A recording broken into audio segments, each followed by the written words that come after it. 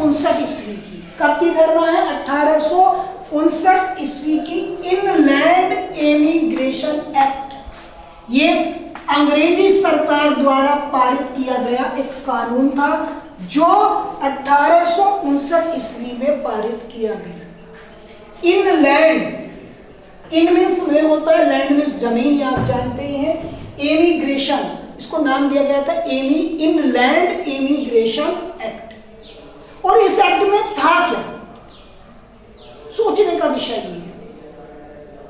ये कानून बनाया गया था 1859 ईस्वी में, और इस कानून में जो मजदूरों की आजादी थी उसको प्रतिबंधित कर दिया गया, उसको प्रतिबंधित कर दिया गया था। अंग्रेज ये नहीं चाहते थे कि मजदूर यहां से आके आजादी का जीवन व्यतीत कर सके। क्यों?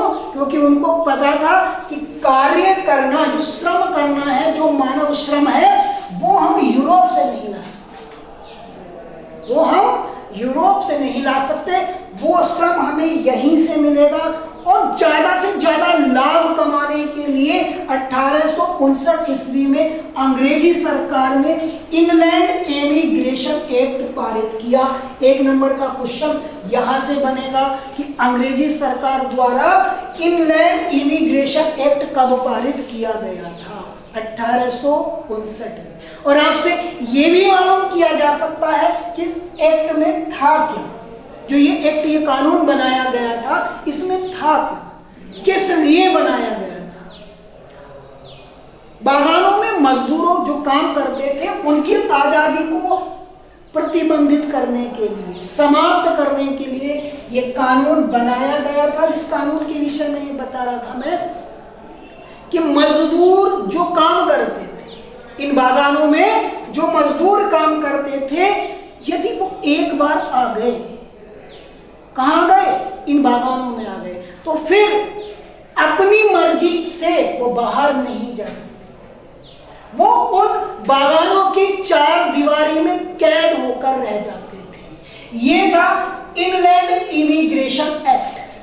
ठीक, इनलैंड इमिग्रेशन एक्ट जो मजदूर थे उनकी आजादी को प्रतिबंधित करने के लिए बनाया गया था। क्लियर, समझ आ गया होगा।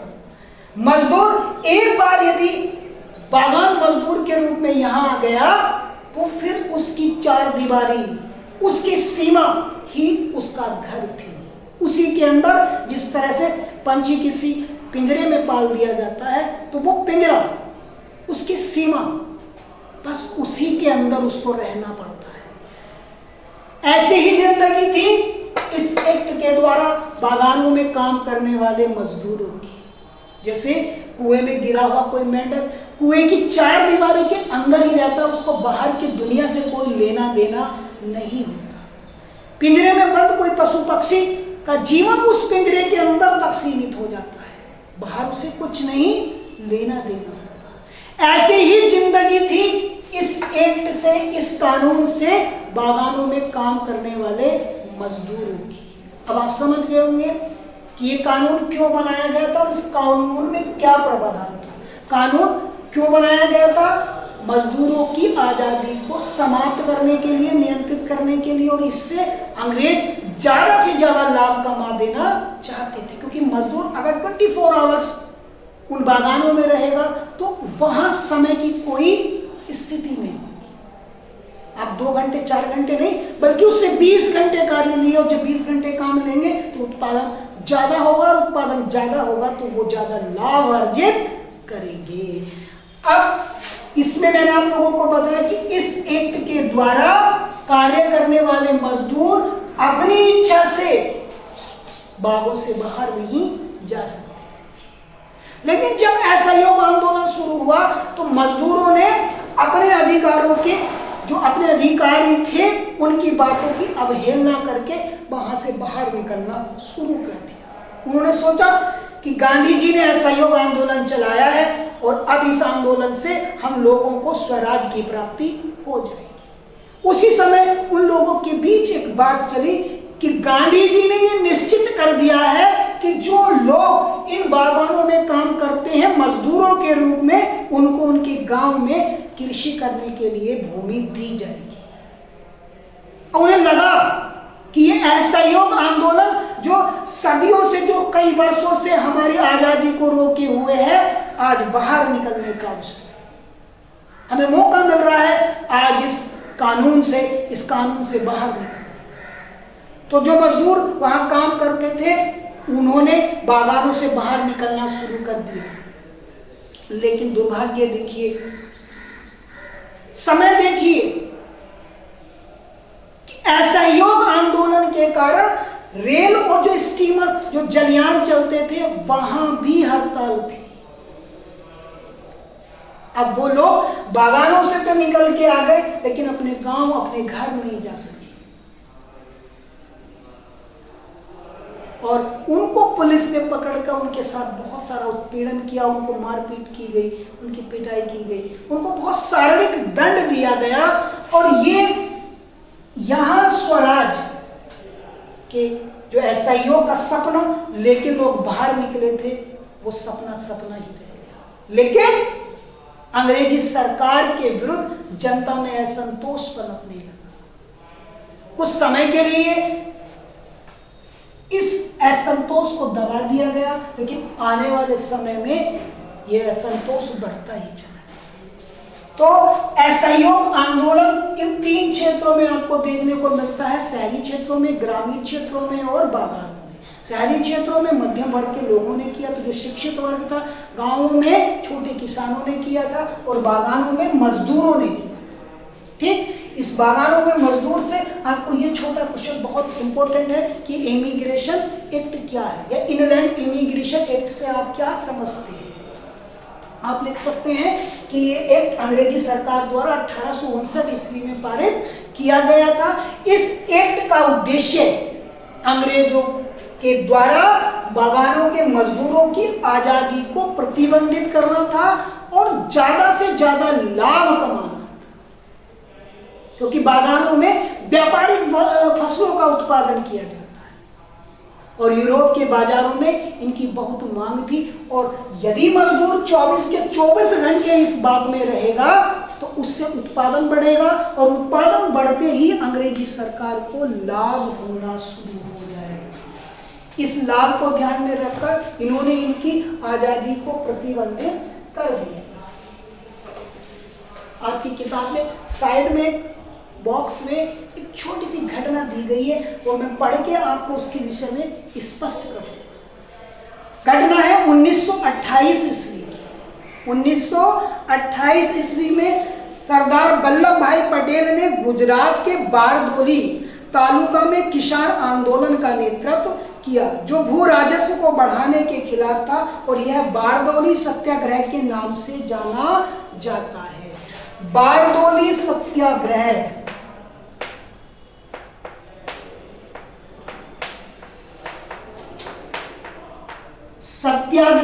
किसने चलाया था?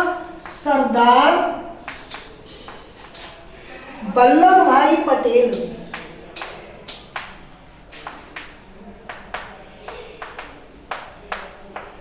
कहां चलाया था? गुजरात के बारडोली नामक स्थान।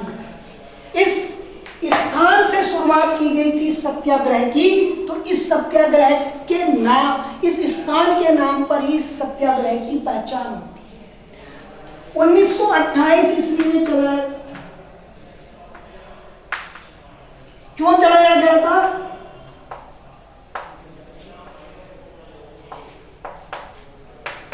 राजस्व के विरोध में। थोड़ी सी डिटेल मैं आपको बता देता हूं। अंग्रेज यहां टैक्स बढ़ा देते, जो भू राजस्व लिया जाता था उसकी दर बढ़ाना चाहते थे, और वहां के किसान इस स्थिति में नहीं थे कि वो बढ़ी हुई दर को अंग्रेजों को दे सके। तब सरदार वल्लभ भाई पटेल ने 1928 ईस्वी में इस सत्याग्रह आंदोलन की अगुवाई की थी, नेतृत्व किया था। उन्हीं के नेतृत्व में ये आंदोलन चलाया गया था। इस आंदोलन में अंग्रेजी सरकार को झुकना पड़ा था। जो वो दर बढ़ाना चाहते थे कर की, वो दर वापस लेनी पड़ी थी। और आपको याद ये रखना है कि जो शब्द मिला है सरदार, सरदार। किसको? वल्लभ भाई पटेल को इसी आंदोलन की सफलता के बाद दिया गया। बारडोली की महिलाओं ने जब ये आंदोलन सफल हो गया तो वल्लभ भाई पटेल को ये उपाधि दी थी सरदार की। याद रखना है आपको कि वल्लभ भाई पटेल को सरदार की उपाधि कब मिली थी? 1928 में मिली थी। किस आंदोलन की सफलता के या किस सत्याग्रह की सफलता के बाद मिली थी? वो थी बारडोली सत्याग्रह की सफलता के बाद। और जैसे ये सत्याग्रह सफल हुआ, संपूर्ण भारत में वल्लभ भाई पटेल की नीति को सराहा जाने लगा। और आजाद भारत में इनकी भूमिका किसी से छिपी नहीं है। इनको लौह पुरुष भी कहा जाता है। आज गुजरात राज्य में साबरमती नदी के किनारे स्टैच्यू ऑफ यूनिटी के रूप में इनकी प्रतिमा बनी हुई है, जो दुनिया की सर्वोच्च ऊंची प्रतिमा के रूप में जानी जाती है। तो बहुत महत्वपूर्ण चीज यहां से निकल के आती है, बारडोली सत्याग्रह। आपसे पूछा जा सकता है किसने चलाया था? सरदार वल्लभ भाई पटेल। ठीक, मैं अभी चर्चा कर चुका हूं, वल्लभ भाई पटेल को बारडोली से पहले सरदार नहीं कहा जाता, सिर्फ वल्लभ भाई पटेल के नाम से जाना जाता था। और इस आंदोलन की सफलता के बाद जो अंग्रेजों के भू राजस्व की बढ़ी हुई दरों के विरोध में था, वहां की महिलाओं ने इनको सरदार कह के पुकारा। ये उपाधि बारडोली की महिलाओं द्वारा सरदार वल्लभ भाई पटेल को मिली है। और आजाद भारत में जब भारत को आजादी मिली तो उनके बाद इनकी भूमिका किसी से छिपी नहीं है। जितनी रियासतें थी उनको भारत में विलय करने का श्रेय इन्हीं वल्लभ भाई पटेल को जाता है। और इनको लौह पुरुष के रूप में भी जाना जाता है। और ये गांधी जी के आंदोलनों से मुख्य रूप से जुड़े गए। ठीक, तो यहां से कुछ क्वेश्चन आपको निकलेंगे, वो मैंने आपको बता दिए। आप अपने मस्तिष्क में उनको ध्यान से दोहराते रहिए और अपनी अभ्यास पुस्तिका में जो महत्वपूर्ण बिंदु मैं आप लोगों को बता के जा रहा हूं उसको लिपिबद्ध करते हैं, क्रम बाय क्रम लिखते रहें। छोटे क्वेश्चन के रूप में आपका कार्य बनता है। तो गांधी जी ने असहयोग आंदोलन अंग्रेजों के विरुद्ध कब चलाया था? अगस्त 1920 ईस्वी में शुरू किया था और 12 फरवरी 1922 को समाप्त कर दिया था। एक इंपॉर्टेंट चीज यहां पे ये रह गई, किस घटना के कारण? वो था चोरी चोरा का। कब घटा था? 5 फरवरी 1922। कहां घटा था? गोरखपुर में, उत्तर प्रदेश। ठीक, चोरा चोरी कांड में मानचित्र का देखिए कि चोरा चोरी कांड का स्थान जहां पे चोरा चोरी की घटना हुई वह है गोरखपुर, उत्तर प्रदेश। इसमें हुआ क्या था? इसमें उग्र भीड़ ने एक पुलिस चौकी को आग लगा दी। एक पुलिस चौकी को आग लगा दी थी। उस पुलिस चौकी में निर्दोष निहत्थे 22 पुलिसकर्मी मारे गए थे, जिंदा जल गए थे। और इस घटना ने गांधी जी को बहुत दुखी किया। और इस घटना के बाद 12 फरवरी 1922 ईस्वी को बारडोली में एक अधिवेशन हुआ कांग्रेस का और वहां इसको समाप्त करने की घोषणा कर दी गई। ठीक, आपको समझ आया होगा। इससे आगे की चर्चा अगली वीडियो में करेंगे।